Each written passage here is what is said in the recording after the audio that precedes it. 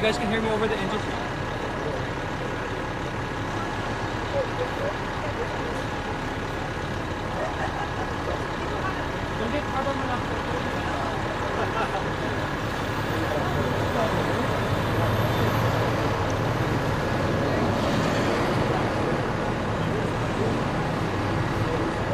All right, are you guys ready? Are we ready back there? You're there.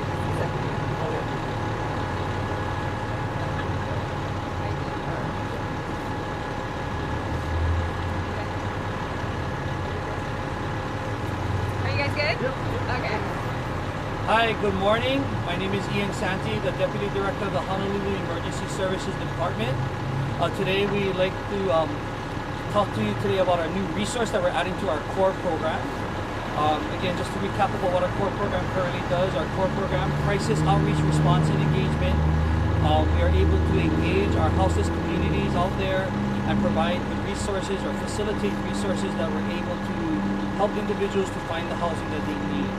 Our core program is comprised of two sets of houses. One houses are case managers that do the social work aspect of it and able to facilitate individuals to get their proper documents and services that they need to get into housing and into places that are able to move forward with. The other aspect that we have a primary focus on with is our Emergency Services Department, is our medical aspect, and we have our EMTs, our paramedics, and our nurses that do outreach, and we provide wound care and get them to proper clinics and treating them.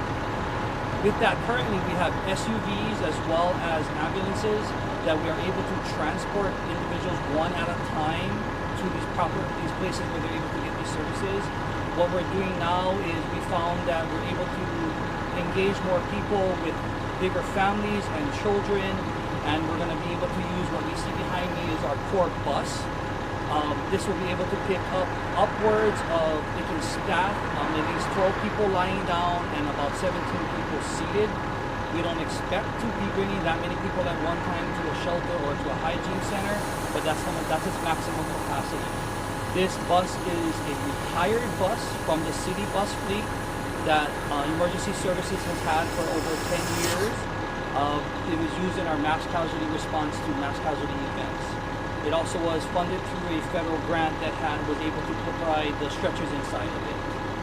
The bus is outfitted with hygiene supplies as well as extra clothes, as well as any kind of necessary needs for individuals to change if they at that point in time. So there was no additional funding for that. We continue to service the entire island with this bus, and we plan to use it on an as-needed basis when we're able to get out and we find the individuals that are willing and able to accept the services that we're offering. They need to be willing about the services, and we, just like we do currently, we want to make sure that they are accepting of the services, meaning that they are able to, we have such an extreme amount of people. Some people don't want any services, and some people are very open to taking the services out there, and some people are in the middle. So our core team goes out every day and provides the outreach to encourage them to get off the street and find the services that they need to help them out with. With that, I'm going to introduce Director Anton Krupke from Community Services, and he's going to talk about where these people are able to go. Thank you, Ian. Anton Krupke, Department of Community Services.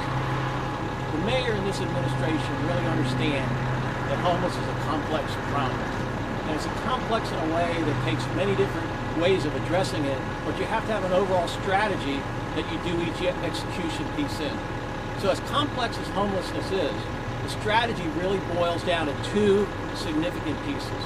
One is that we come up with creative ways to get individuals and families on the street to accept resources and accept process into the system.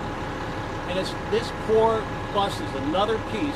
When we develop core as part of that strategy, really creative way to engage people on the street, so at that moment of need we can address them and begin to get them to accept into the system of things that we would like to offer them.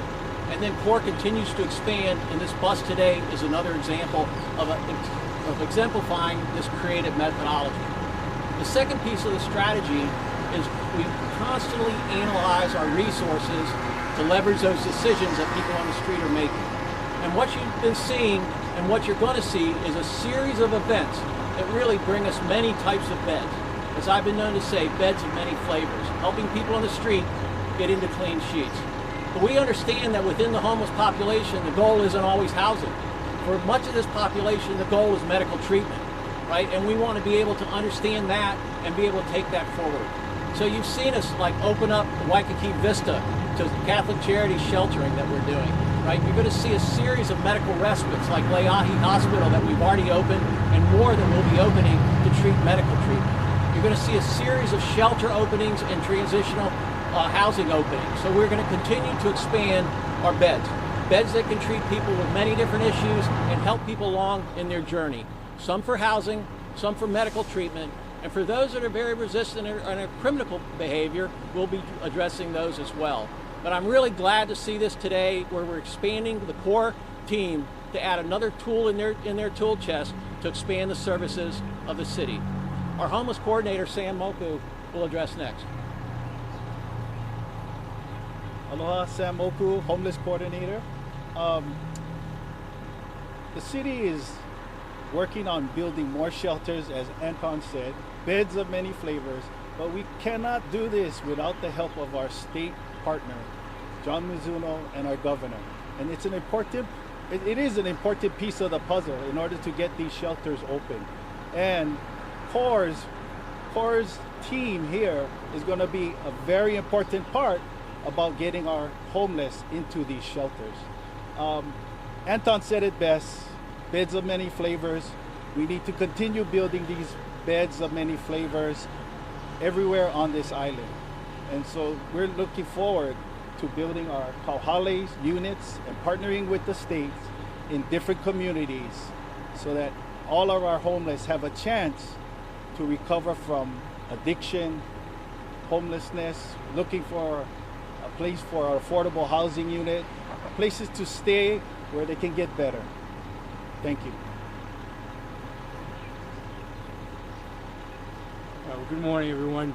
I'm really proud of our core team, and this is one more evolution of thought, if you will, and our ability to try to be as innovative as possible with our aggressive approach to treating our homeless. And I want to be clear about that.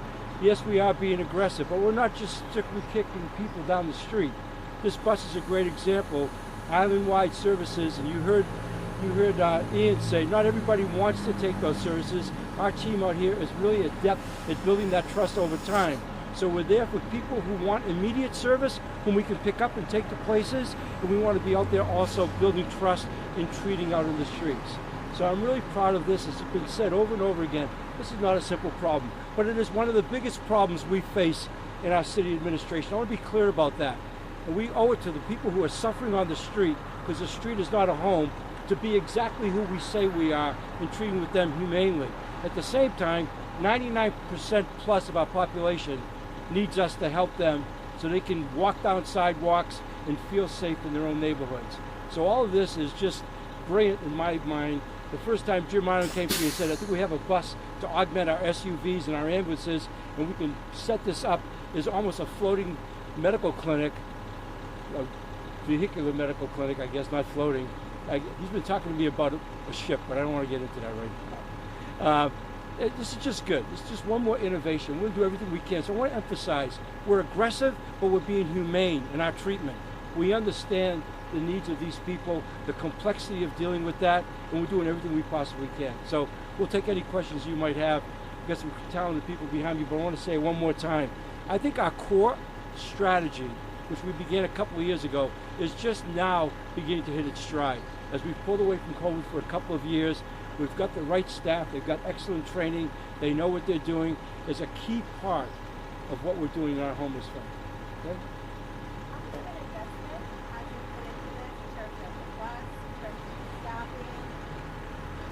Ian can speak to that. I thought it was free. One more time, and I can answer the question. One more time. How much of an investment has the city put into this program right now? Is it busing and staffing? Are you hiring more people? So currently on staff, we currently have about 30 EMTs and case managers, nurses and paramedics with the CORE program. We have about 10 positions we're actually still hiring for. When CORE was initiated back in December of 2021, that was with 6 people only when it started, all through FRF money. As we transitioned off of the federal funding for it, we just started up this fiscal year back in July 1st with full funding from the city for it. Over the time period, we're looking at about $3 to $5 million that have, from December 21st to current, is how much money has been invested by the city for it, for vehicles and other equipment supplies and staffing. Ian, you mentioned 12 people lying down, 17 Yes. seated, so that if, like a mass casualty or transferring a family to some sort of service. So the bus was used for our response to a mass casualty, so we repurposed it because we were able to obtain a newer bus for that purposes. So as the mayor pointed out again, we're taking out families now, so if somebody is not able to sit on the bus right, and when we give you guys inside, you guys can see what it actually looks like, and we can ask more questions and talk about that in there, so you can And so find how out. many staff? Oh, how many staff? employees? There will be 1 driver that is a licensed commercial driver that's through our department, and also 2 to 3 staff to take care of the people that are inside there. Sorry, I was slouching. Taking out the microphone. Yeah, go ahead. And actually, I don't want to be serious about the money question, because this is where our partnership with the state really plays into this. You know, the state, because of the Department of Health, has access to federal funds. So, you know, in addition to having a mobile, look, it's a very simple concept for us. Having the capability with a mobile crisis unit to pick people up on the streets, and then have places to take them to. As you heard Anton say, he named a few of them. We got more coming really very soon. And at the same time, the treatment that they get. That's where the state comes into play. So we've got an overall strategic plan with respect to how to incorporate those monies through the course of the year, what it will take. Right now, we have a number of nonprofits under contract to work with us to provide wraparound services. IHS, Catholic Charities, the North Shore Medical Group, Lutheran Health Services. We got Dr. Scott Miskovich and his team, and we're looking at some others and also expanding on the services of those people. That takes money to have trained doctors and even in some cases psychiatrists in facilities, but in conjunction with the state in getting those monies available for us, that's how we're doing it. And it's a significant amount of money. Over the course of a year, we may end up spending as much as $40 million overall. Now that said, I can tell you the savings of what that will create on the demand on our emergency rooms and the hospitals and other things is significant. So nothing is for free. I want to be serious about this. This is a good investment, okay? It is about the value of this proposition, not the cost of it. And we're doing it, however, very cost efficiently. I'm telling you that. I'm very proud of the intelligence and the effort that's gone into this. Any other questions? Are there people from cycling where you can pick them up and, you know, they coming back on the street? How many beds do you need? And what is the time frame that we're going to get these? Okay, well, we're in the process of getting those beds now. We're not hoping not to have people go back out on the street. The whole idea here is to break that cycle of where people are being picked up, taken over to an emergency room, treated, put back out on the street, nowhere to go. That situation doesn't warrant it. Here, we take them, take them to a place where we get services, try to stabilize their conditions, and hopefully ultimately get them to evolve into permanent supportive housing, which is where those beds are. So we estimate that we could probably come up with somewhere, I'm hoping that, we have said on record, we hope to take 1,000 people off the streets this year. We'll probably, hopefully, we'll end up with about 400 to 500 beds in order to be able to do that. Not everybody will be that mobile to be able to evolve into permanent supportive housing because there's different forms of illness. Look, I want to be really clear about that. You know, we know that the people that are out there, many of them suffer from chronic diseases as well as mental addictions and mental health issues, okay? Those chronic diseases need treatment. You know, we can tell you that right now. We've brought in people, you know, with cancers, with lung conditions, heart conditions, all kinds of maladies right there. They're really difficult. So this is really a humane approach in doing that. And I think that sometimes that part has been overlooked. The people are literally out in our streets being there left to languish and die. We don't want that to happen. Nobody should let that happen. This is a fight against that. And as a society, whatever that costs, we need to be able to do that to the best of our ability because we owe it to those people. They're our brothers and sisters It could happen to anybody. In fact, we've seen people in homeless situations that have really surprised us. So I take nothing for granted in this fight against homelessness. Okay? All right. I really appreciate you being here. This is a great story. This really is. Thank you.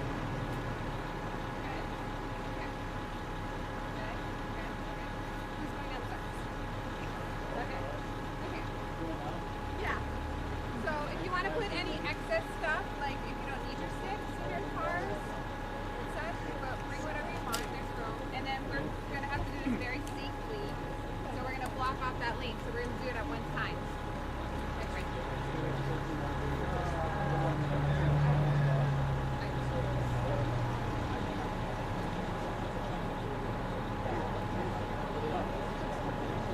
Yeah, no, I'm gonna wait for everybody. Okay.